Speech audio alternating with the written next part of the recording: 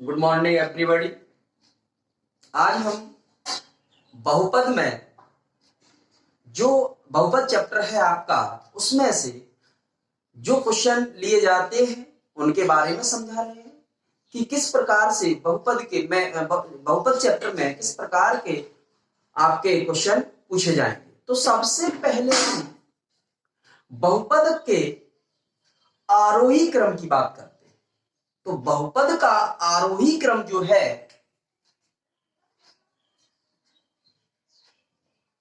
आरोही क्रम, बहुपद का आरोही क्रम क्या है कि कोई भी अगर बहुपद दिया है तो उसको हमें चर की घात के बढ़ते क्रम में लिखना है। आरोही क्रम का मतलब क्या है? कोई बहुपद दिया है उसे हमें चर की घात के बढ़ते क्रम में लिखना है, वह बहुपद का आरोही क्रम कहलाता है। एक एग्जाम्पल के साथ देख लेना कि जैसे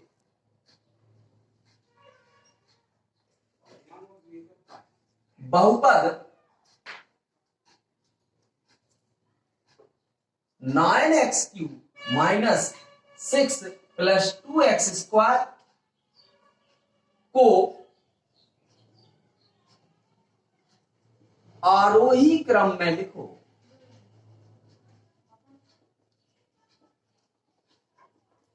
आरोही क्रम में लिखो। तो इस बहुपद को हमें आरोही क्रम में लिखना है। तो हम क्या देखेंगे कि सबसे पहले हम x की सबसे छोटी घात को लिखेंगे, और x की सबसे छोटी घात का मतलब होता है कांस्टेंट पद जो होगा वो, क्योंकि उसमें चर की घात 0 होती है। तो सबसे पहले सबसे छोटी x की घात क्या है, यहां पर मिलेगी। तो क्या आएगा? बहुपद 9x³ माइनस 6 प्लस 2x² का आरोही क्रम क्या होगा आपका? सबसे पहले x की सबसे छोटी घात -6, फिर उसके बाद एक घात वाला है। क्या इसमें एक घात वाला नहीं है? तो हम उसे छोड़ करके अब दो घात वाला चेक करते हैं, है क्या इसमें? हाँ, तो उसे हम लिख लेंगे 2x², फिर 3x वाला पावर 3 वाला, तो प्लस 9x³। ये आपका बहुपद का आरोही क्रम कहलाता है। अब हम बात करते हैं बहुपद के अवरोही क्रम की। तो बहुपद का अवरोही क्रम क्या होगा आपका? इसी प्रकार अभी हम चर की घात को बढ़ते क्रम में लिख रहे हैं, बढ़ते क्रम में लिख रहे थे। अब हमको अवरोही क्रम में क्या है, घात जो चर की घात है उसके घटते क्रम में, घात को घटते क्रम में लिखेंगे। अब हम बात कर रहे हैं बहुपद के का अवरोही क्रम।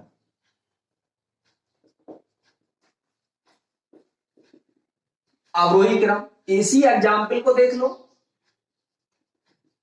बहुपद 9x³ माइनस 6 प्लस 2x² को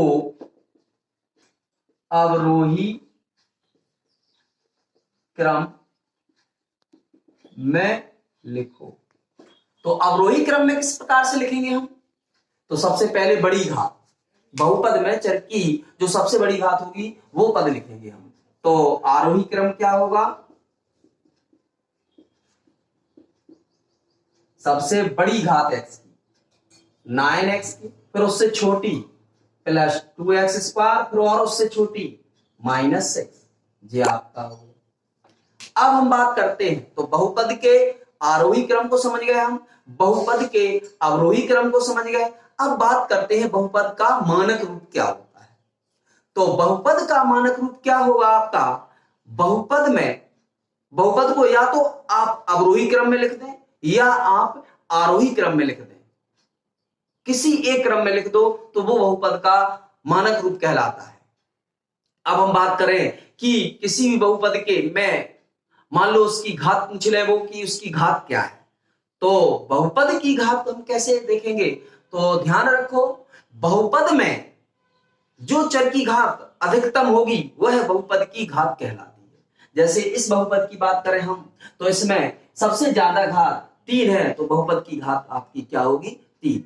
तो आपने अभी क्या पढ़ा है? बहुपद का आरोही क्रम, बहुपद का अवरोही क्रम, बहुपद का मानक रूप। मानक रूप समझ में आया? या तो आरोही क्रम में लिख दो या अवरोही, एक किसी क्रम में लिख दो किसी बहुपद। बहुपद की घात भी हमने पढ़ी। बहुपद की घात क्या होती है? किसी भी बहुपद में चर की घात, सबसे बड़ी घात को हम बहुपद की घात कहते हैं। अब हम बात करते हैं बहुपद के प्रकार की। तो सबसे पहले बहुपद का प्रकार होगा आपका एक पदीय बहुपद।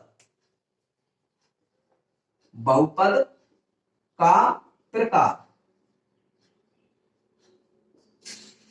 बहुपद के प्रकार में पहला है एक पदीय बहुपद।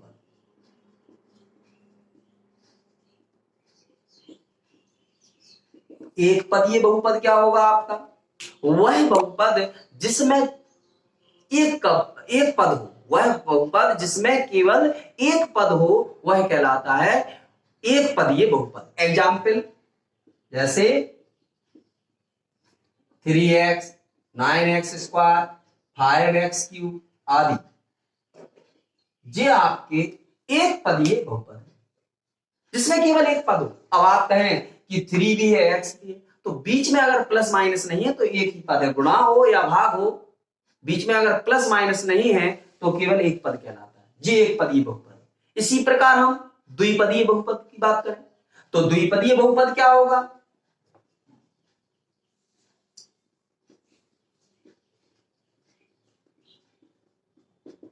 द्विपदीय बहुपद वह बहुपद जिसमें केवल दो पद हो, द्विपदीय बहुपद कहलाता है। जैसे 3x² + 2, दो पद हो गए, एक ये और एक ये, ax² + b, x + 9 आदि, ये आपके द्विपदीय बहुपद कहलाते हैं। अब हम बात करें इसी प्रकार त्रिपदीय बहुपद। तो त्रिपदीय बहुपद क्या होंगे? जिसमें 3 पद हो, वह त्रिपदीय बहुपद कहलाता है।